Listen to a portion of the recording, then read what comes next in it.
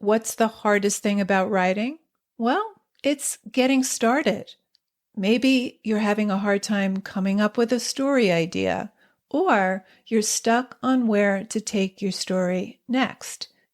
If you want a way into a story or a way through, I have 9 story starters to help you. This free PDF is full of story seeds and prompts to get you going.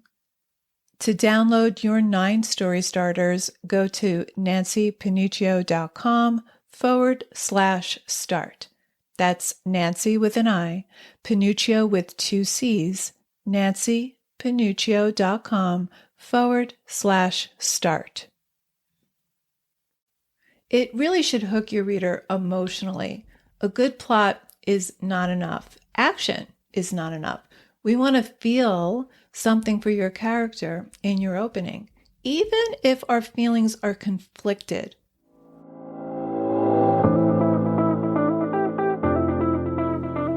Writer Unleashed is for you, a writer who has a story you want to bring onto the page and into the hearts and minds of readers. I'm Nancy Panuccio, writer, editor, and writing coach. And each week, we'll explore techniques, mindsets, and inspiration for writing stories readers can't put down. Thanks for spending some time with me today. Now let's begin.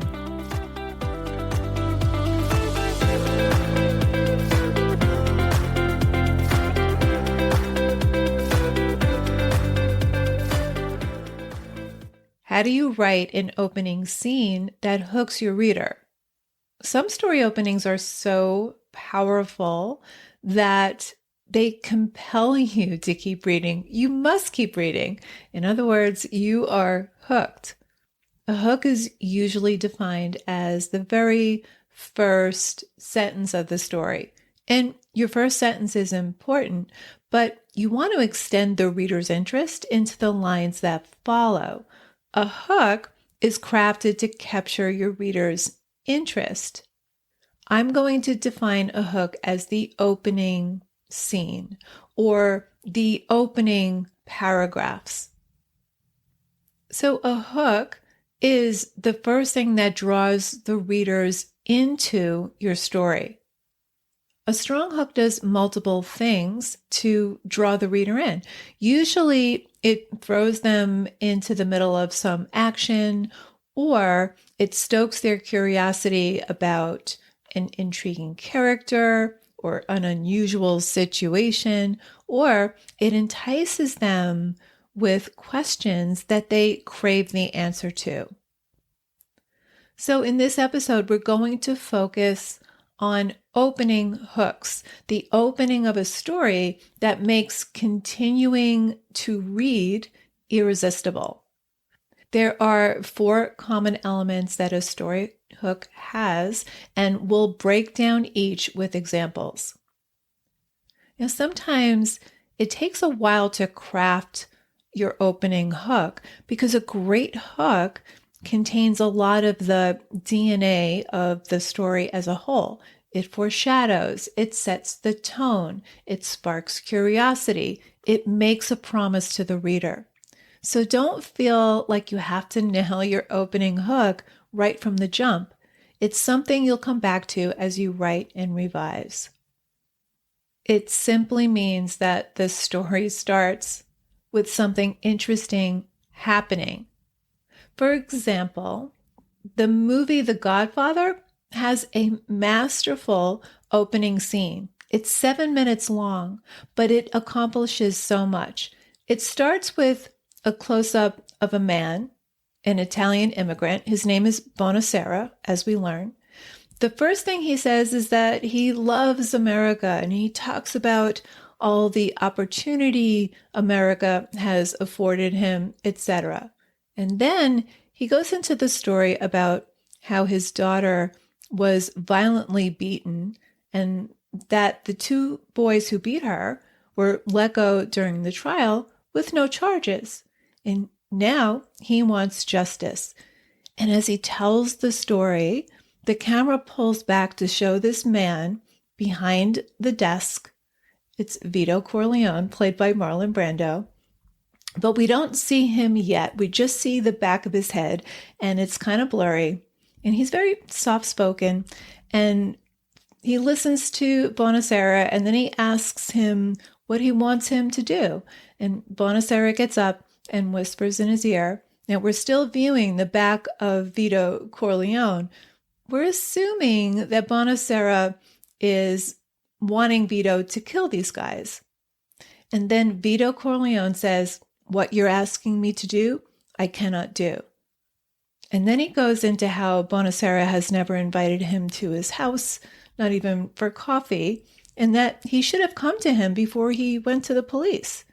So he feels that Bonacera hasn't shown respect or friendship, and he feels slighted that he comes to him now asking for justice, and he refuses to give him what he wants. Now, Bonacera becomes increasingly desperate, and by the end of the scene, Vito has the guy kissing his hand, groveling for justice, calling him Godfather. Don Corleone finally says he'll help him, but that he doesn't have to pay him any money. He'll ask Bonacera for a favor in the future as payment. And this becomes key later in the movie. And at the end of the scene, after Bonacera leaves, Vito turns to his right-hand guy and orders him to put a certain guy on the job to take care of these thugs. And he says, "We're not murderers," despite what the caretaker said.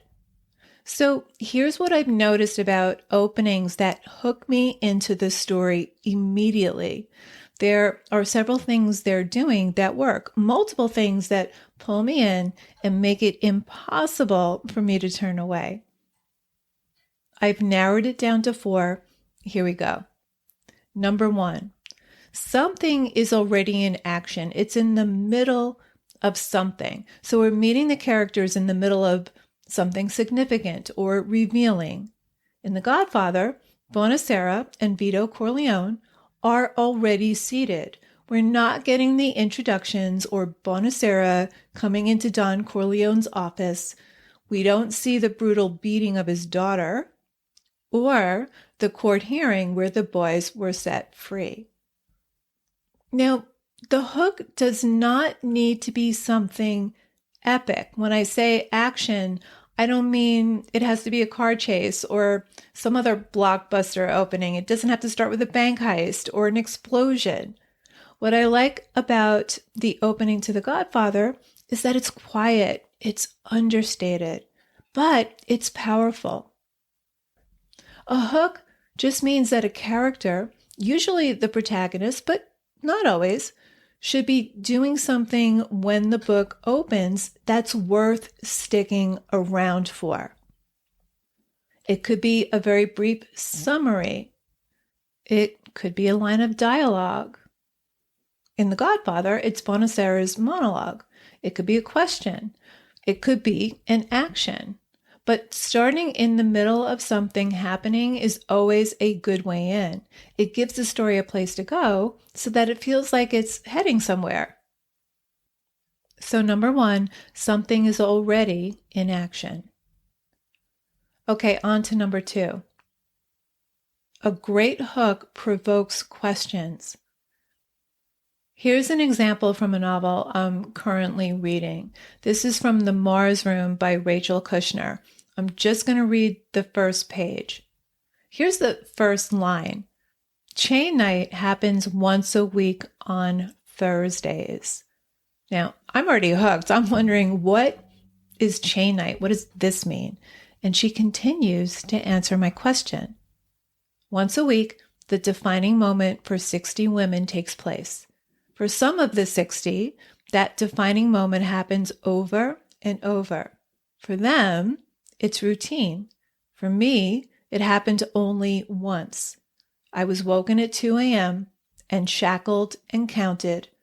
Romy Leslie Hall, inmate W314159, and lined up with the others for an all-night ride up the valley. Okay, so what do we already know? Well, we know who the narrator is. We know who the story is about. Romy.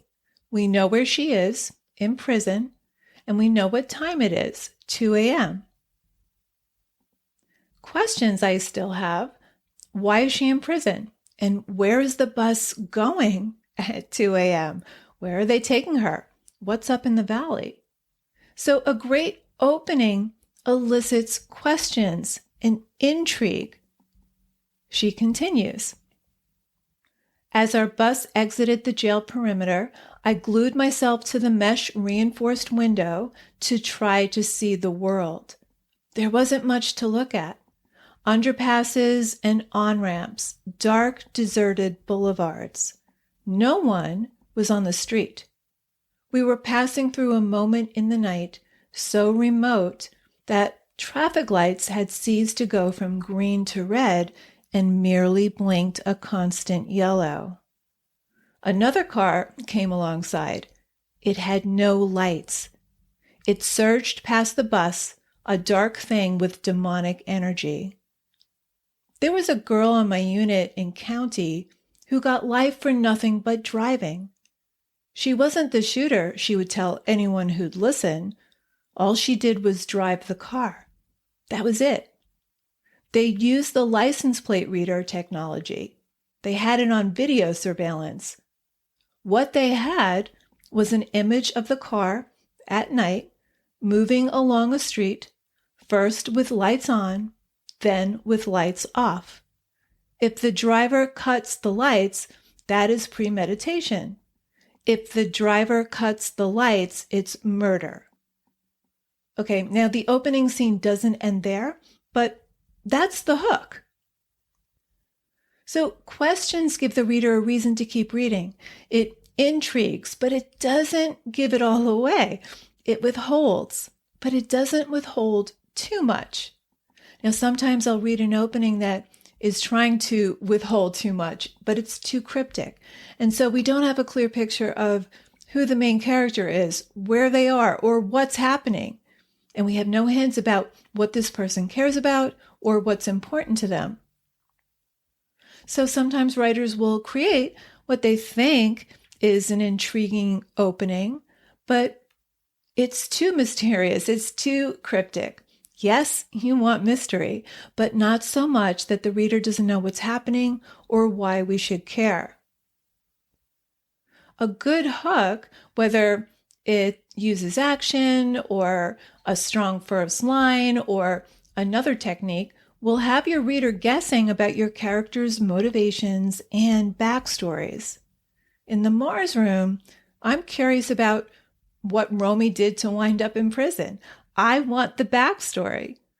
The backstory is doled out slowly over the course of the novel. Now, I'm only halfway through, so I don't have the full backstory yet.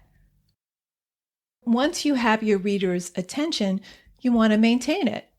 So writing a great hook will get your reader's attention, but if you leave them with lots of unanswered questions, they'll just become frustrated. In order to sustain your reader's interest, you want to make sure to answer at least some of the question posed in your hook fairly early on while keeping some information for later. For example, in the Mars Room, I want to know first, what crime did Romy commit? The last line leads me to think maybe she did murder someone, but is she guilty?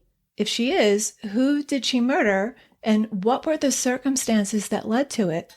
Was she justified? Now, the backstory is doled out slowly. And again, I'm halfway through the book. And her backstory is coming into focus piece by piece. So I'm getting more of what motivated her and why she felt justified. I know the nature of her crime.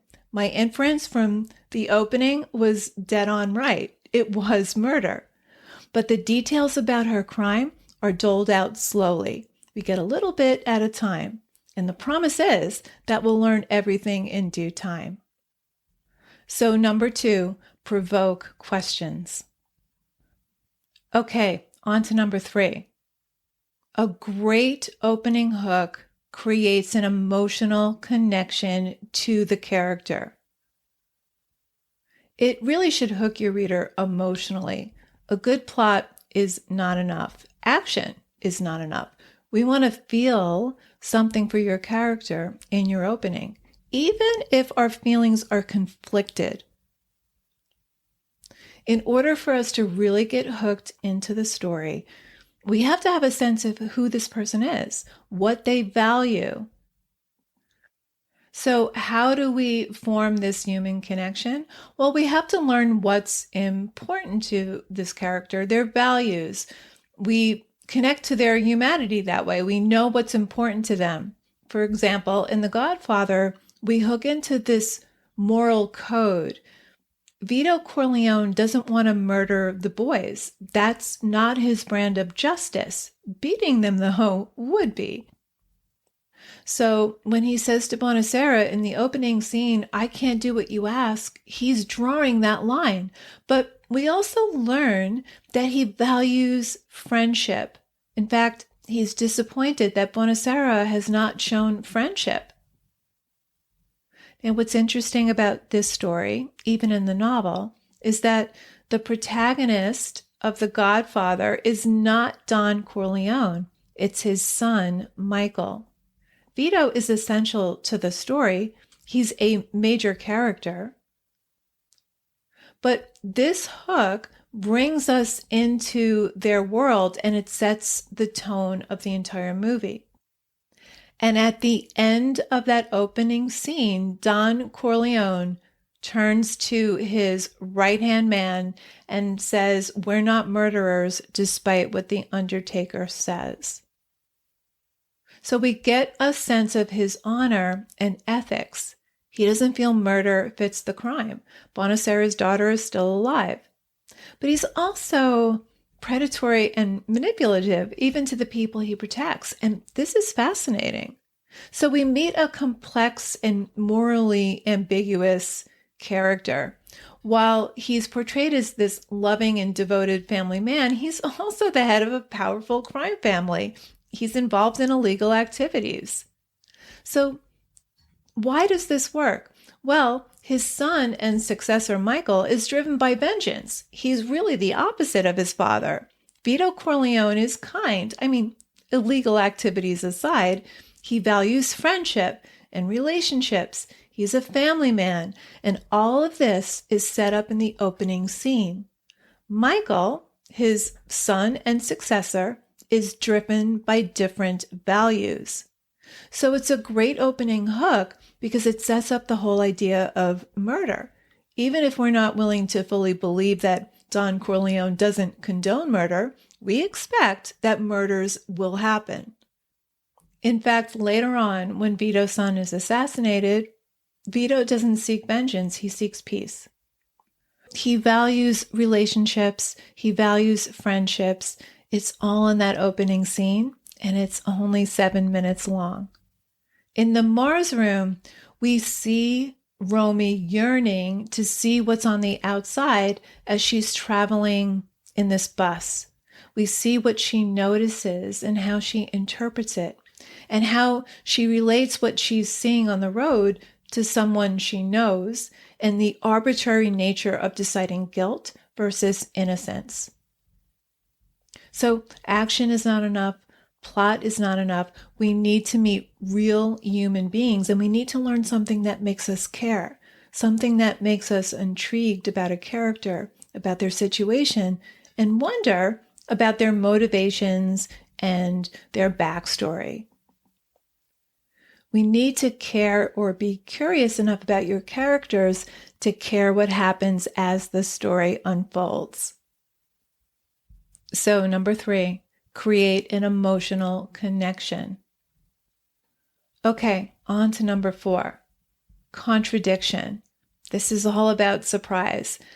This is when you put things together in a scene that we don't normally associate being together.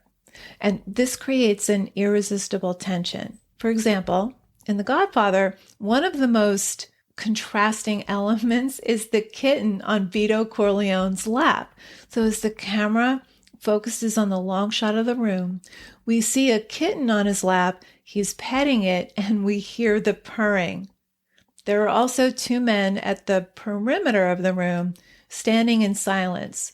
Obviously, they work for him. They carry out orders. They give Bonacera a tissue when he cries. They give him a glass of water, but they're silent. Vito is also soft-spoken. There is this eerie, calm equanimity to the way he speaks. Not something we might expect from a mafia don. There's composure. And as I mentioned earlier, he has some moral ambiguity, and that's compelling. He goes against stereotype. The other contrasting element is the fact that this conversation, this business conversation, takes place on his daughter's wedding day. In fact, as the scene ends and his right-hand guy opens the door, we hear the festivities and the music in the background.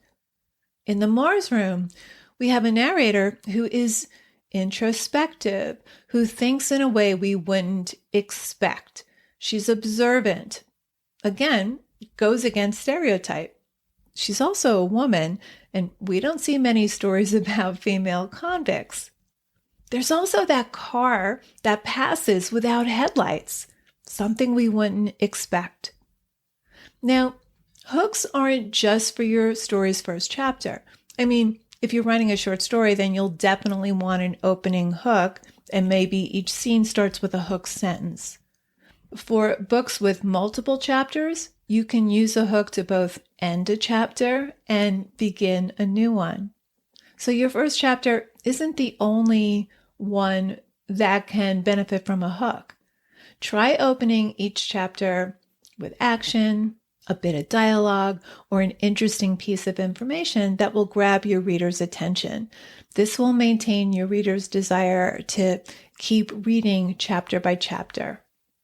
So there you go. 4 ways to create an opening that hooks your reader. Number 1, events already in motion. Number 2, it provokes questions. Number 3, it creates a human connection. And number 4, contradiction. You want to go for surprise. A hook has contradicting elements, and that creates a lot of tension and interest. So you want your opening to provoke the reader to question, to wonder, and to be so absorbed they can't resist reading more. So there you have it. Thanks for hanging out with me today. And if you know any writers who need some support in their writing, please share this episode or the Writer Unleashed podcast in general. And if you love what you're listening to, subscribe on your favorite listening platform and please leave me a review. Reading how this podcast impacts your writing truly lights me up and helps me create topics for the show. Till next time, keep writing, and I'll talk to you soon.